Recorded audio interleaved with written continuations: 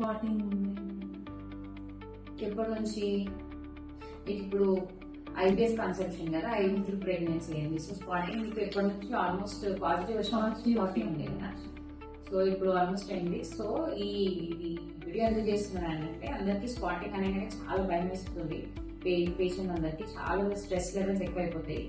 So basically patient కి conception అంటే ఇది ఐబిఎస్ ప్రెగ్నెన్సీ వచ్చింది, కన్ఫర్మ్ అయినప్పటి నుంచి స్పాటింగ్ ఉంది. దానికి స్పాటింగ్ మైల్డ్ స్పాటింగ్ లా ఉంది. It was very worried. I know it is very alarming in such situations. Everyone will get worried. కాకపోతే ఏంటంటే 90% ఆఫ్ ద టైమ్స్ ఇది జనరల్ గా సబ్కోరియల్ బ్లీడింగ్ అని అవుతుంది బేబీ చుట్టూ. సో దానివల్ల ఈ స్పాటింగ్ అనేది సర్వీక్స్ నుంచి వెజైనల్ ట్రిపుల్ అయ్యి అట్లా స్పాటింగ్ అనేది జరుగుతుంది. But most of the times అది దాని దగ్గర రిజాల్వ్ అవుతుంది.